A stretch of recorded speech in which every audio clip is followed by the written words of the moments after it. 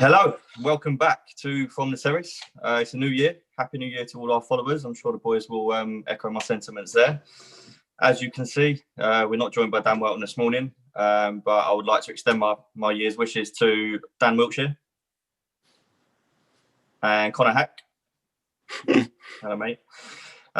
So we'll crack straight on. What a year 2020 was. For everyone, not just football. It was worldwide. Coronavirus obviously took over. It was all a bit crazy. We'll try and focus on the positive. There was a lot of negative throughout the year, but we'll try and focus on the positive and we'll crack straight on. So I'll ask Dan, yours is probably a bit more unpredictable. What was your footballing moment of 2020? My footballing moment of 2020 was the Premier League resuming after the whole coronavirus situation. Purely because other than that, it wasn't that great for me. I just think having football back was just a massive uplift for everyone. For people that love football, it was just a distraction away from obviously all the stuff that was going on with the lockdown and not being able to sort of see friends and family and stuff. And I think football really helped, which is a massive reason why I think with this whole lockdown situation at the moment, talking about the 2-week cycle and stuff, I'm obviously aware of safety, but I think having football and having that distraction really helps a lot of people. I thought that was the moment for me. On another sense, obviously, I can't ignore the fact that Liverpool won the title for the first time in my lifetime. You've got to give props to them. It was a great sporting moment. So, yeah, as much as it pains me to say, I think that was a great moment. But I can't obviously have that as my moment. Yeah, no, I mean, I suppose that leads us nice and smoothly into Connor's moment of the year. Don't fuck me up there, please. Yeah. You boys know it's pretty obvious my moment of the year. Like Dan said, Liverpool winning the league for the first time in our lifetime. The first time I've been able to actually see it with my own eyes. I wasn't sure it was ever going to come. It was just seemed like one of those things that was constantly going to fucking evade me. There's been a couple of times we got close. But no, the actual moment of the year was the trophy lift. It was in COVID. We've got no fans in stadiums. We couldn't have a parade, or I just think about how mad the city would have been. But the fact that, sorry to say it, Dan, that we beat Chelsea just before the trophy lift, so we had a game where we actually won. I remember watching it afterwards, and John Barnes was speaking to Klopp, and he said, he was like, the boys had a job to do tonight. He's like, you don't want to be going up there lifting a trophy after getting beaten at home. And it's true. It does. Obviously, it's never going to sort of eclipse the fact that we've won the league, but you don't want the players going up there after just getting hammered at Anfield and us losing our record that we've got going still at the moment as well. And just seeing someone like Jordan Henderson lift the Premier League trophy after everything that he's been through at the club, in terms of us trying to sell him at one point and offering him to Fulham in an exchange for Clint Dempsey. He rejected it, and now look, he's gone on to captain the side. He's gone on to lead us to Champions League glory, and now lift the Premier League as well. So yeah, that was definitely my moment of 2020. You writing a book on, mate? The Sky Sports article made me laugh, and it said, "My Fulham nightmare." Yeah. Poor guy. I mean, one question that leads me to, and I'll ask Dan this because I know you won't care, Connor. There's obviously a lot of chat about you guys winning the league in such unprecedented circumstances, and the whole joke about there being like an asterisk against the league title and all this stuff. Do you agree with that stuff, Dan? Do you think there is an element of that, or do you just go off, do you know what an achievement, well done, crack on?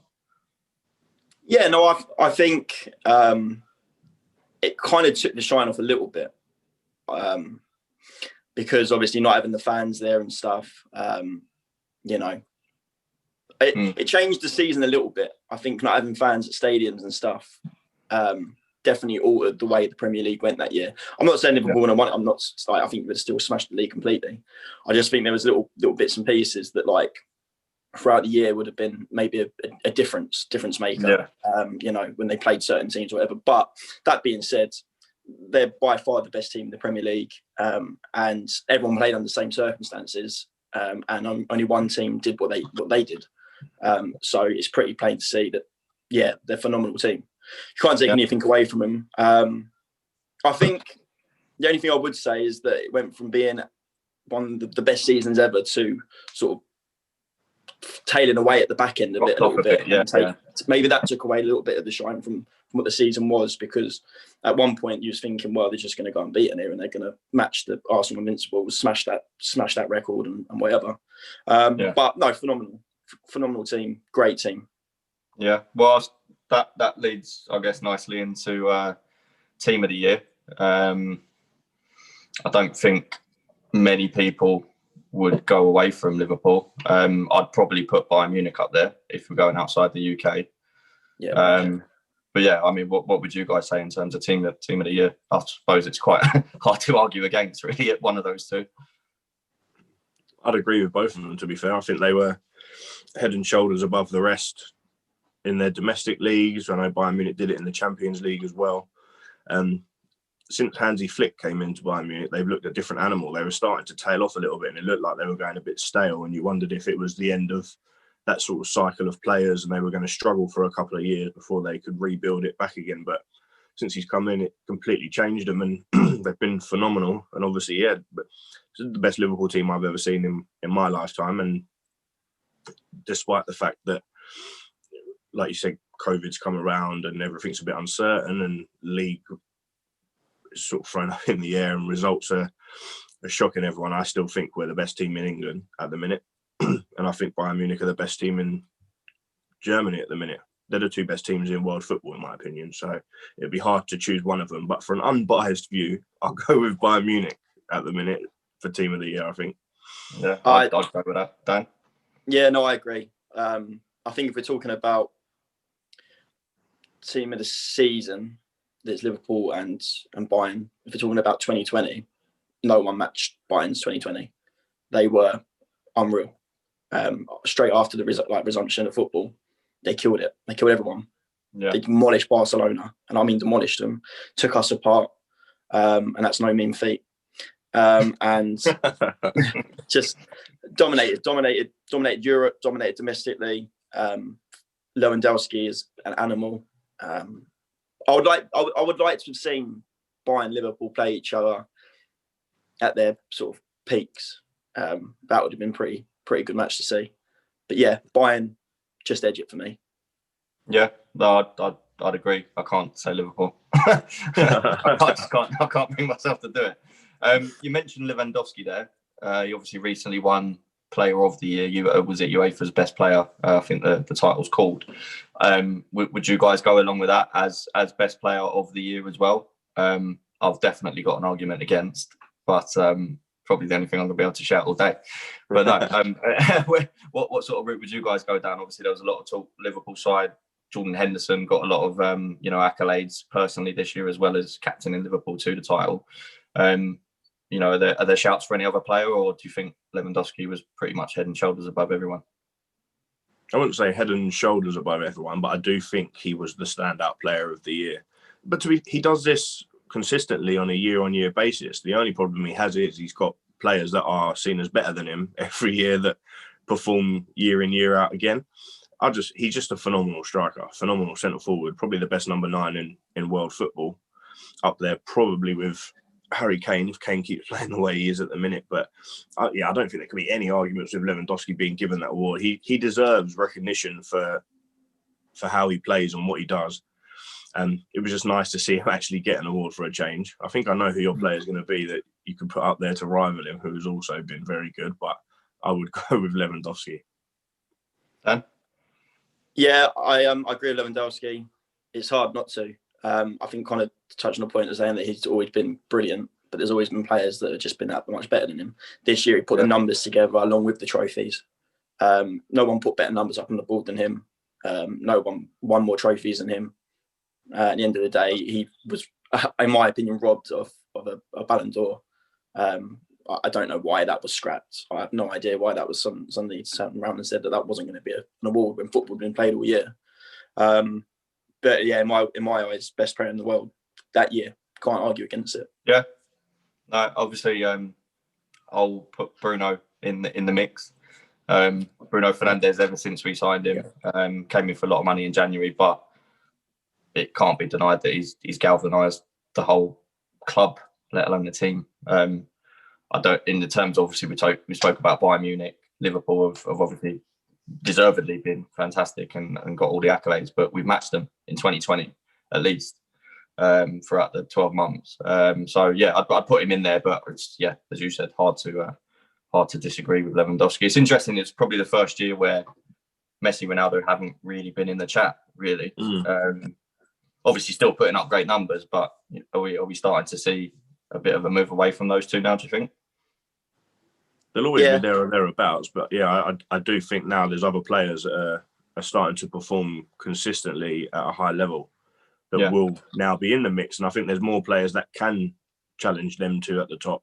It's always been talk of, there's always been like one player that's come up that's outstanding, and they're always saying that they're going to be in the top three with Ronaldo and Messi or just behind them. I think that sort of chat is over now. I don't think there's anyone saying, oh, like someone's going to join them in the top three. There's a group of players now that are all still at a good age that are coming up to their peak that we'll be able to then look at and say, do you know what, Messi and Ronaldo have done it for most of our lives watching football at the top level. Now you've got this group of players coming through that are hitting their peak, and they're probably going to be the ones to watch now for the next 5 years. Let's have some names then. Obviously, we're into 2020. We all hope that we get a more normalised year of football in terms of, consistency of games. We've got hopefully the Euros in the summer. Let's have some names. Who are your players to watch? Who do you think might not necessarily get up to the levels of Player of the Year and take over from Ronaldo and Messi, but who are you guys looking forward to seeing develop this year from your own clubs or anywhere? Start with Dan. There's a few players that I like, and there's a few players that I thought about earlier on. Sane at Bayern Munich, I think when he was at City and playing really well, he was a phenomenal player to watch. And I think a fully fit season for him with Bayern Munich, consistently and running the team, he could do some good stuff over there. Someone to watch out for. But if I'm talking about the Premier League and players that I see consistently, I like the look of Neto at Wolves. 20 years old, he looks a great talent. He looks like he's got all the attributes to not only succeed in the Premier League, but just to be a great footballer around. I think he's someone to watch out for, definitely. As I say, 20 years old. Portugal have got a great crop of young players. They really their cycles come round a bit. There was a time where I thought, well, they're going to replace Ronaldo. What's going to happen with Portugal? Then they won the Euros, and then since then, I think they're probably up there with the best teams in the world, and they've got some unbelievable talent in that side. And Neto, I like the look of a lot. Yeah, I'd agree with that. He's doing well for me in my FPL team. I was surprised he's only 20 years old. I read it the other day. I thought he was a bit older than that. As you say, he's young, but he I don't want to quote the article, but he does play beyond his years. Like I genuinely thought he was approaching mid-20s. So that's a good shout. What do you think, Con? Well, Premier League wise, one player that I like the look of, who I think just needs to get a bit more consistency in his game, is Harvey Barnes at Leicester. I watch him play a lot, and he just looks like a really raw talent, running with the ball. He's always on the front foot. He's always looking to get forward. He makes mistakes. He loses the ball more than he probably should, playing at the level that he is. But that's because of his age and the fact that all he's thinking about at the minute is attack. He gets the ball. He wants to hurt you in behind. He's quick. He can finish. He's proven that in recent weeks. He scored some really good goals for Leicester over the last 12 months anyway. Important goals. Yeah, I definitely think he's one to watch out for. If he can get some consistency in his game and Leicester keep performing at a high level, I think he'll be there or thereabouts in the England talk. Haaland, by the way, sorry, I just forgot about Haaland. Mate, you can't forget big Haaland. He could be a Premier League player come the end of this year. Yeah, there's rumours Chelsea have been linked. City are now being heavily linked, obviously, with a striker. They've struggled in front of goal this year. Aguero might move on. Jesus, don't know whether he's up to it. I had to think about this yesterday. Premier League wise, he's in the press a lot at the minute, and he's getting bigged up, rightly so, in my opinion. I'm very interested to see how Jack Grealish pushes on now that he has started to deliver consistent numbers in terms of goals and assists. He's really, really influential for Villa. Got into the England team now. So I'm very, very excited to see how he progresses and deals with this sort of additional pressure. So far, it's been pretty good for him. And hopefully, obviously, can be a big part of us doing well in the Euros in the summer. Europe-wide, I'm the young centre midfielder, French, Camavinga. Yeah. I think he's going to be a top draw player. Watching a lot of videos of him, so obviously see him in a couple of games against Chelsea in the Champions League as well. I wouldn't be surprised if he's getting a transfer to one of the giants of Europe come the summer. He's got a great goal in his debut for France, didn't he? Yeah, like cheeky little overhead kick from inside the box, like nice loop finish. It was, I think he's got a lot ahead of him, and I'd be interested to see how he develops over this year as well. And definitely. France, to be honest, along with Portugal, you said there, Dan, Portugal, I think those two are really the two to probably look out for in the Euros. I mean, what are you guys predicting for that? As things stand, let's just say, obviously, it all goes ahead as planned. For me, Portugal are my ones to watch out for. I just think they're strong across the whole team. When I think about from back to front, where's the weak point? I don't see a weakness there really. Probably alongside France, as you say. There's certain teams that are in the mix, but I see sort of weaknesses in their game. Spain haven't really got a sort of prolific striker at the moment, someone that can finish off chances. England are lacking a goalkeeper and probably centre backs as well at the moment, and they're not great defensively. But when I look at the two teams, sort of France and Portugal, I can't pick out a weakness in that side, and that's what you need. And you need a squad as well to win the Euros and to win the World Cup, and they've got talent everywhere in every position. I think home advantage could be something for us to look out for. If all of our games are at Wembley, as they've sort of predicted they could be, then that could be massive for us because our goalkeeper's shit. I don't rate. If fans are allowed. Yeah, I was going to say it's going to be. If fans are allowed, that could be huge for us in terms of how deep we go in that competition. But I can't disagree with you. The likes of Portugal and France, the strength and depth they've got all over the squad in terms of experience, youth. Every position is covered by at least 2 or 3 players from different sort of age brackets as you go through it. It's quite a scary prospect, but again, England have got that talent within the squad. It's just a couple of positions I think we need to reevaluate and look at again, and we could be looking at the same thing. We've got some good young goalkeepers coming through who aren't really being given a chance at international level because Pickford seems to be trusted. Yeah. Centre-back wise, again, we haven't got a lot of options, but more are starting to sort of unearth themselves. Like this past year, you've had Tyrone Mings and Conor Cody both get called up to the England squad, and I think they've both acquitted themselves well when they've played for their national side. And I do think they're both very, very good players, but it's just a matter of finding out what's better for the team and who fits in the system. Is it someone to play along Maguire and that's it? Or do we reshuffle and look to play 3 at the back to allow something else? I don't know, but there's still every chance. But yeah, I agree. France and Portugal are probably 2 teams to look out for. What about just to throw another name in the hat, Belgium? Is it a bit now or never for them? They've got their top players now: Lukaku, De Bruyne, Hazard, arguably sort of prime years. Alderweireld, Vertonghen at the back have come into the sort of latter stages. Do you think it's a bit now or never for them? They've obviously gone close a few times. Still ranked number 1 in the world.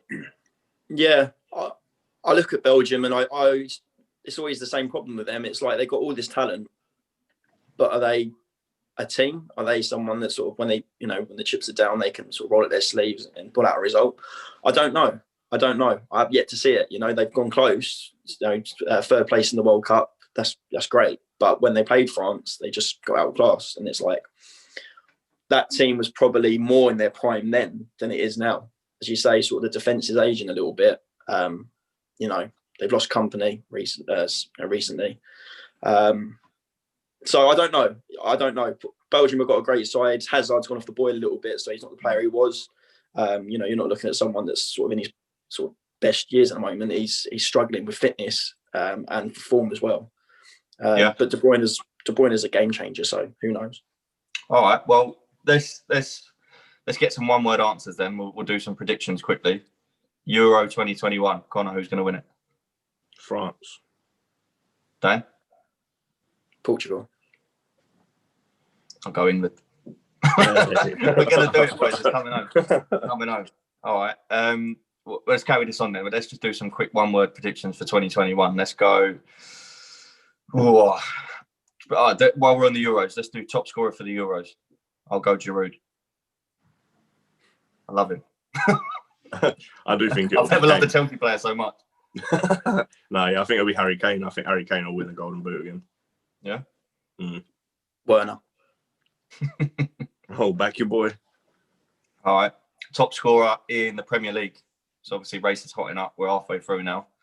Who do you think's going to get the most by come May, June? Salah. For FPL reasons. More out of hope than want. Yeah, all right. I'd probably agree with that, to be honest. It's hard to disagree with Salah. He just puts up numbers for fun. Who's going to win the Premier League, boys? We're joint top at the minute. We're second. We're second. Liverpool are going to win it again, mate. I've just got a feeling that it's going to be mad, but we're going to manage to pull it out again, I think. I'm going to throw it out there. I'm going to say Man City.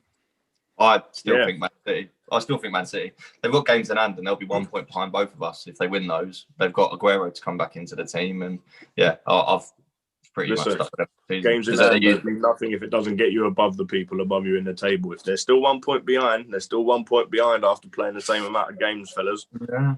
But then the game, I think the games against the teams challenging, like when they play each other, I think they're going to be huge in the second half of this season.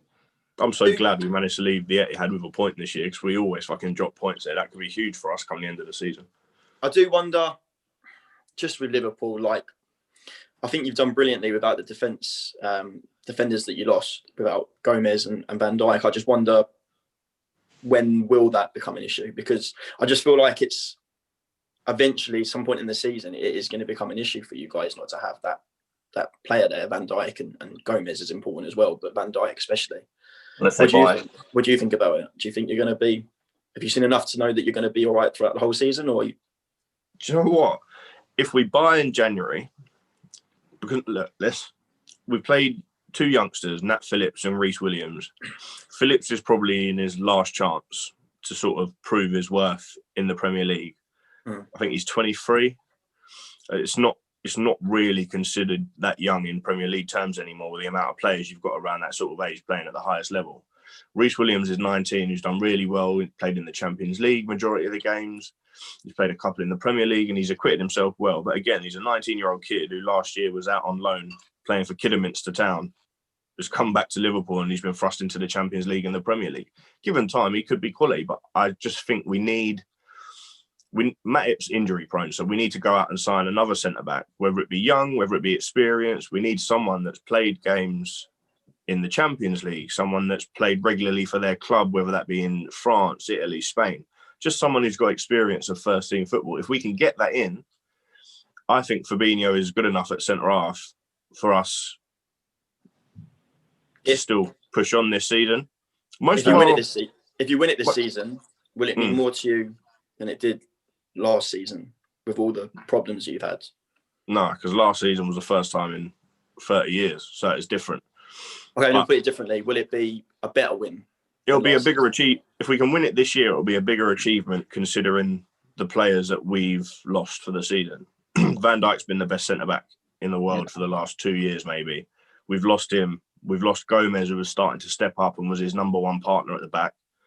We lost both of them at the same time. We've had players out like Alisson. We signed Thiago. We've barely been able to see anything really of him of note because of injury and COVID and whatnot. We've lost other players to injury and COVID. It's just one of those things. Like last year, we barely had any real serious injuries other than Alisson at the start of the season. To contend with. And Adrian stepped in last year and did well for the first 8 games, but there's a definite dip in quality when that happens. But when you've now got to deal with sort of 5 or 6 being out at once, first team players, you've just got to sort of get on with it and roll with it. Like the injuries are bad, and we're starting to get players back, but we're still top of the league. Do you know what I mean? We've improved it. We had that one freak result against Villa. We've reversed that now. We've beaten Palace 7-0, so we've got those 7 goals back. Our goal difference is the best in the league. We're top with all these injuries. We've started to get players come back. Thiago's back, Milner's back, Shaqiri's back. All these players are first-team players that bulk out the squad. So some of those kids we've seen on the bench won't be there anymore. I just think we'll have enough. We just have to start putting the little teams away, to be honest. We're struggling at putting teams that are just coming and sitting in. We're struggling to put those away. It's, teams that are expansive will always pick off. Do you think United can mount a title challenge for a whole year? It's not. Oh, go on. It's too early for me. It's too early to say it. I mean, but one thing I was going to say on Liverpool is if you do go on and win it, then we'll talk about you guys potentially being one of the best sides in the Premier League era. If you go and double up, carry on from the 2 great seasons. I think retaining is important. Yeah, we like a good team wins the league. A great team retains the league. Fergie always said that, and that's what made Mourinho's Chelsea so good. Fergie's United teams. That is a real hallmark of a top team. The hardest thing to do in the Premier League. Yeah. I mean, let's get some predictions. We'll move on and get some predictions for the top 4. Who's going to round up? Obviously, Dan, you said City are going to top the tree. Who's going to round off the top 4?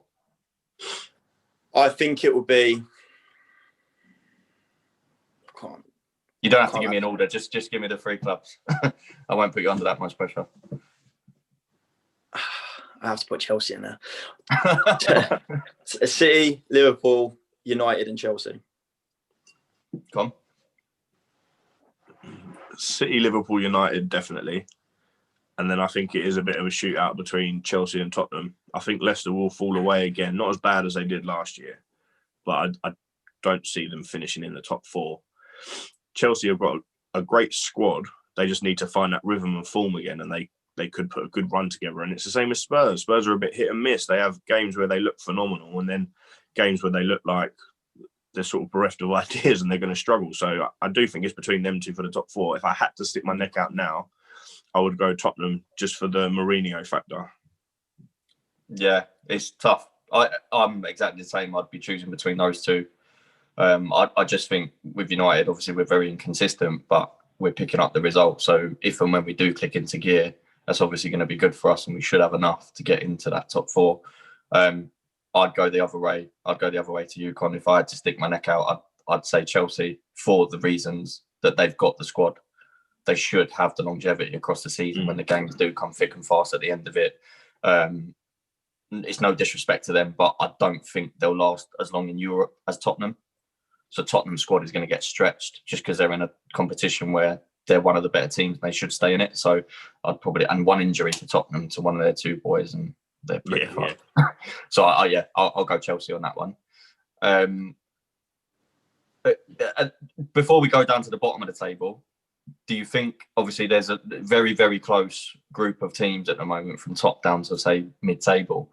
Even Arsenal now are back within 3 points of that sort of pack of teams, and we've been putting them down for the last couple of months. Do you think anyone maybe surprisingly will get into Europe this year? And if so, who? It's possible. It's hard to say. Like you said, there's so many teams that are in that sort of grouping now in the Premier League that could make that European spot. But it would be nice to see, I don't know, a team like Villa get Europe, or one of those teams manage to pick up a Europa League. Wolves have obviously been in it and they've not done terribly. Leicester are not doing terribly. Obviously, Arsenal have been Arsenal this year, but they've started to pick up a couple of results and put themselves back in the conversation. But you've got teams like Villa and even teams like Crystal Palace who are inconsistent. They're still there or thereabouts within that sort of range. It would be good to see a team like that get Europa League and have a run. But again, for me, it comes down to if fans are allowed in stadiums again. I think Villa would much prefer to have a European run. Same with Palace, if their fans can go out to those games and do the travelling, because that's what it's all about for teams like that, is getting their fans sort of out there, because they know they're not going to be challenging for top 4 or titles realistically, even though Villa aren't too far off. So things like European runs for their fans are what they live for. So yeah, I'd like to see one of those 2 teams. I think I'd like to see get a run in Europe. Villa or Palace. All right. Dan, yeah. Do you think anyone will get in? No. No. To put it plainly. Leicester are sort of there. You mean Europa League? You mean just in sort of Europe in general? Yeah, So someone's going to sneak in that yeah. Obviously we look at Arsenal, maybe Leicester and Yeah. Tottenham with going on our top fours. We're probably saying favourites for Europe. I just think over the course of the season, to see the squad get stretched out and you start to see that depth really play a part. I think Aston Villa look great at the moment, and I'm really enjoying watching them play. Play some great football. Grealish looks unreal, creating a lot of chances, but they don't really have that player to put away them chances. I don't think Watkins is a good player, but they create like Grealish created the most chances in the league at the moment, and yet they're not putting them away, and that plays a part in the end. When you look at Arsenal, as much as we were giving them sort of stick about being shit, which they were, they've got Aubameyang and Lacazette, two proven goal scorers in there, that if they were to hit a run of form, they're a difference maker. I don't see that at Villa. I don't see that unless they brought in a striker that could get them 20 goals a season. There's a big difference between that and sort of that's how you make Europe. Leicester have got Vardy. That's how they've made it. Wolves had Jimenez. And then Villa haven't really got that player, and neither of Palace. So that's my thoughts on it. Yeah, fair enough. Well, we'll drop down to the sort of relegation battle then. Arsenal are in it or out of it, we don't know. And it kind of brings us back. Obviously, we were reviewing 2020. We focus on the positive, but we'll sort of flip to the other side now. And it ties in with my biggest loser of 2020. I really think the pandemic and the shutdown of football just absolutely snookered Sheffield United. Same as mine. I'll let Dan make the points. But they look shoo-ins to go down. They've just dropped like a stone, really. Obviously, you agree, Dan. What are the reasons that you think they have been found out? And if you obviously you shouted at the beginning of the season that they're going to go down, and it looks a great shout now. Who do you think is going to go with them? I mean, Sheffield United, as you say, that whole stopping of football, the coronavirus situation and losing the fans and stuff just killed all momentum. And like we've said plenty of times on here before, momentum is such a big thing in football. And if you're rolling with it and it carries on, you can do amazing things. We saw Leicester win the league. But if you lose that, it's a very, very, very hard thing to get back. It's a very hard thing to get that feeling back of, they probably felt invincible at some times last year. They were just picking up points. They were just a breath of fresh air. No one knew how to handle them. And it kind of, stopping the game. And then this new season, people had just worked them out and they just look like a championship side. And they have been poor, really poor. Do you think the stop in play, obviously it killed their momentum, but do you think also the fact that clubs and staff members of clubs had to spend so much time doing video analysis and stuff, do you think that just allowed them to literally just figure out their tactics? Obviously, they had the overlapping centre backs. You think it just absolutely killed them and allowed other teams to just come up with a plan to overcome it? Yeah, I think there was little bits and pieces that sort of, like they had them overlapping centre backs like no one had ever seen it before. And they had players that were in really good form. And now there seems to be little chinks in the armour. You look at Fleck, Lundstrom's not signing new contracts, them sort of players that were so pivotal. They brought in a new player in January to take Lundstrom's place. And it was kind of like, I didn't really understand it because he was playing so well and scoring goals and he was a massive part of it. And they've decided, we're going to spend some big money on this player and bring him in. And it hasn't really worked out. And it's a strange one. And maybe they got a little bit above their station. Maybe they thought, we're a Premier League team now, we've got to bring in some quality. But what made them so good was having that sort of togetherness. And now there's little chinks in the armour and now there's little cracks appearing. As I said, momentum's in football's a massive thing and they're losing it massively. And Wilder, he's in trouble. They're going to have to make a decision soon on him. Yeah, it's quite. I think every now and again this happens, though, doesn't it? The teams that come up, you could have a really good seat. Huddersfield, when they first come up, everyone thought they were shoo-ins to go down, and out of nowhere they were pulling results out and playing some decent football, and they look like they could be a team that could potentially stay in the league and try and build on it. And then the next year, they must have too much from and caught up. Sheffield United, they went on a run, like you said. They had momentum. They picked up results. Some teams didn't know how to handle them, and yeah, that's true. But I just think the second year in the Premier League, once you've stayed up, is always the hardest for teams that come up from the division below. And unless you've got financial backing and you've got a way of sort of keeping the results going, you've got some experienced heads in the team. Having, I don't know, Jagielka in the team, you'd think would help, but it's not going to help them on the pitch. It would help them off the pitch. They need just some more Premiership experience. They signed Ryan Brewster from us as a centre forward who's got no Premier League experience whatsoever. Yet they paid 20 odd million for him, expecting him to come in and score goals for him. It's things like that would just go against them. But it's that second year in the Prem is always the hardest for the teams that come up if they manage to stay up the first year. Yeah, fair enough. And the only thing I'd say, obviously, you said about decision to make on Wilder. I'm not sure they will get rid of him. I personally, I can't see any way of them getting out of this sort of demise that they're in. I can't see any way of them doing an escape and staying up. And it's not like the players aren't playing for him. Yeah. They're working hard. I just don't think they're good enough. And as you said, last year they rode an absolute wave. And I just think this year they probably won't get away with it. But I don't think sacking Wilder's going to change much. I think he might be the best man to bring him back. So, they look doomed. Obviously, you mentioned backing there. A couple of teams that have had a bit of financial backing. Brighton have brought in some quality players. Adam Lallana, Ben White's come back. Fulham as well pump a bit of money in as they did last time they come up. They're sort of teetering around the group of clubs that are looking to go down with Sheffield United. Who do you boys think will join them? West Brom, obviously, in there. Arsenal. West Brom, I think, definitely. Unless they can do business in January, and what Big Sam does in January will be important. They can bring in a couple of quality players, a striker that can get them some goals.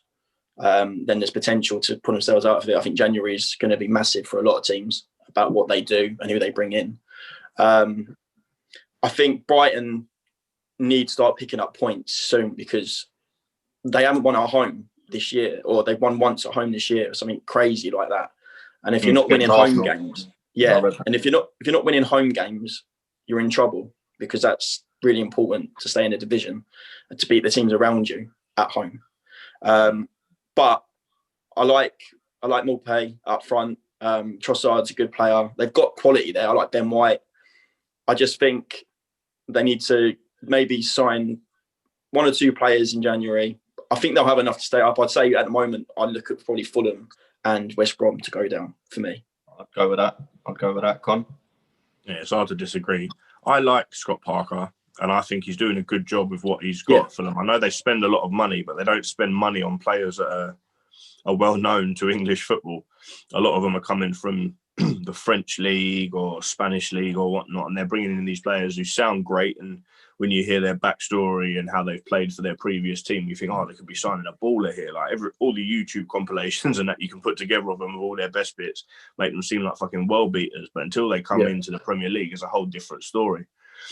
And I just don't think they'll have enough over the course of the season to stay up. But I do really like Scott Parker, and I think they do need to persevere with him because I think he's got all the hallmarks of being a top English coach. Yeah, he speaks well. He speaks well over Streets instrumental. He does. No, I agree. I do like Scott Parker, but I think they'll go down. Are we all agreed on that then? Fulham, West Brom, Sheffield United. Yeah. All right. There's always a surprise, though, isn't there? There's always a surprise. Yeah. We'll try and round off. Obviously, we're pushing for time, so I'll try and round off with some quick predictions again. We'll stay domestic. Obviously, myself and Dan have not predicted our teams to win the league. Do you think Chelsea will have some success in cups or Champions League? Potentially. Do you think Lampard needs a cup? I don't think so. I went on a bit of a mad one about Lampard the other day, saying I think he needs to go and stuff. I lost my head a bit. But I think taking a step back from it and putting it in perspective about what's going on at the moment, I need to sort of have a realistic idea about where we're at as a team, because we spent 200 million in the summer, but it wasn't players that had sort of played in the Premier League before, players that were proven, whatever. There's still raw talent. And I think Lampard's touching it. These boys have come into the Premier League from the Bundesliga in the midst of a pandemic, with no fans, their families not being able to be around. So that's obviously tough. Not being able to go out, mingle with the team, have the sort of the bonding, everything else that comes with a new season and a pre-season and whatever. And there's so many different factors that I think I would like to judge it next season. I would like to think if we can just get through this year, the same as we did last year, maybe sneak the top 4. I'm not that bothered about a cup this year. And I think really we can start judging. If it's around the same time next year and we're in a similar predicament, and I think decisions would probably have to start being made by Abramovich, because that's the way it is. That's the nature of the business. He's ruthless. So I'll give him another season, maybe another transfer window, and see what he does. All right. Well, you guys, obviously you're not in the League Cup. We'll do some quick predictions on that. We should be able to get this out before the semi-finals. So we've got Spurs versus Brentford, and then the Manchester derby in the week. Out of those 4 teams, Con, if you had to put your neck on the line, who's going to win the League Cup? It'd be hard not to back City, because it's fucking the City's cup, is City's tournament. They win it every year. But obviously, Spurs and United are both looking. I don't think Brentford stand a chance. It would be lovely to see them manage to beat Spurs and get to a final. But I just don't think they've got a chance with those 3 teams being the others that are in it, and they're all in good form. I generally think it's a toss of a coin, mate. I think any of the 3 could win it with the way they're playing at the minute. You fancy Spurs versus whoever? I do fancy United to win it. Yeah. Yeah, I do. I just think I'm watching your games at the moment and you're just picking up points and stuff, but I just think in them sort of cup competitions or one-off game, because it's semi-finals are just one-off games at the moment, aren't they? Yeah. I just think in a one-off game, you've got enough to sort of hurt City, and potentially knock them out. And I just think if it come down to a straight shootout between Tottenham and United, I'd edge just towards United for the Fernandes factor. I think Tottenham are going to win it. I think to go back to a similar point what you made about Lampard, I think Ollie is getting to a point where he needs to win something. I think not necessarily just for him, but for the club. I think we need to actually get something over the line, because last year we got 3 semi-finals, we were nearly men. So I think the squad, they need to get something over the line. I think our best chance is probably Europa League, if I'm honest. And I think Mourinho just loves getting that trophy on the board. So I think he's going to go all out for the League Cup. I think in a one-off game, he's got the tactics to beat any one of the teams that are left in it. So I'll go Spurs on that one. FA Cup, bit of a shootout, because we're only just coming into round 3 and the Premier League teams coming in. But we'll put our necks on the line a bit. And who's going to win the FA Cup, boys? I like the look of Marina. They're playing Spurs. Marina FC. They're a tasty outfit. If I had to say the FA Cup, it's one of them really. It's just a straight. You can throw any name up in the air and it's potentially they could win it. City are always a danger. I think Liverpool would like to win, and if they win the league and they would like to add another trophy to it, then they're probably a shout for the FA Cup potentially. But they've never had a great Villa away, mate. And I think Klopp doesn't really rate it that much anyway. We got Villa away in the 3rd round, mate. It's over. It's going to be tough. Tottenham, Arsenal. I don't know. I can't call it. Let's just say City.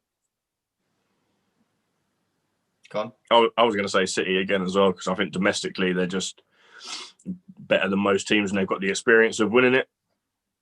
Well, I'll play devil's advocate as host. I'll say United. And right, final prediction then, the big one, other than the Euros, is obviously the Champions League. A lot of the big boys still in it. One of the big boys unfortunately got knocked out. Who's going to win the Champions League, boys? We've got obviously Bayern looking to retain it. PSG have just brought Poch in after losing last year's final. Madrid scraped through. Chelsea still in the mix. Atletico, Liverpool. Who's going to win the Champions League? I did say PSG the other day, purely because Poch coming in January, like that's a game changer for me, because how often do you see a manager do amazing things for the first sort of 6 months they're in the job? I'm not saying he won't do amazing things after, but it's one of them things where you could just galvanise the team. Flick at Bayern last year. Yeah. And all of a sudden you're on a run of form and stuff and you're in the mix, and then it's like, okay, you're in this. They got to the final last year. They've got the players to do it. there's no doubt about that. They've got unbelievable talent in that squad. If Poch can find the right formula and get them grinding out results as well as sort of dominating games, because that's what they've lacked in Europe. I think they dominate so much in France that when it comes to the Champions League sometimes, and they play up against teams that have got equal talent and equal thing, they can't really grind out a result. It's like they kind of get found out a little bit. So if he can get that formula right, then PSG are in a shout, and obviously Bayern, again, you can't really look past. Come. I'll go Bayern again.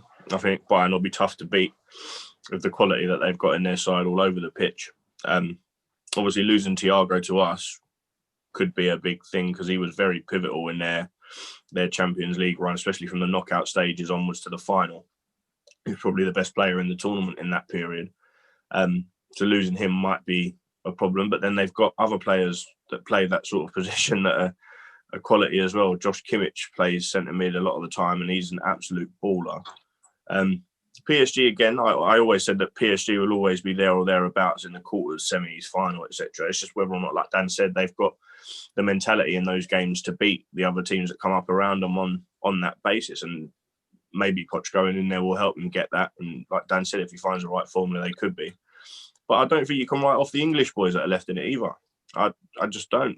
I know we look at it and think the squad's, like Chelsea's squad is great, but they're inexperienced. It is what it is in knockout football, I suppose. It's different. Yeah, is it 2 legs again? I believe so. Yeah, I think it is 2 legs. But again, I believe so. Otherwise, it would be. It would have to be the same as last year. They'd have to do it on neutral ground again, like a tournament. Yeah. It wouldn't be fair otherwise, would it? Don't write off Liverpool, Chelsea, City in the Champions League. Kai Havertz scored the winner. Bosh. Yeah. Called it. Champions League final, baby. I'll throw in a curveball just to finish off, and I'll say Ronaldo inspired Juventus. Oh. I want him to. Now we're out, I'd like to see him win it. We'll see. It's next 5 months. Hopefully, nothing gets stopped. Coronavirus vaccines roll in. Fans get back in. That would have been my moment of 2020. Similar to Dan's, the fans coming back, even though it was short-lived. That definitely would have been my moment last year. So we'll round it off there, and we'll hope for a lot more moments like that this year. Hopefully, FTT can come at you a lot more regularly with a lot more different things. We've been coming up with ideas, but unfortunately, restrictions just don't allow us to do certain things at the moment. Thanks again to everyone that listened last year. Keep following socials. We'll try and pick it back up, be more active, and hopefully we'll see you soon with Dan Welton as well. But for now, thank you to Connor, thank you to Dan, thank you to everyone, and we'll see you very soon. Happy New Year.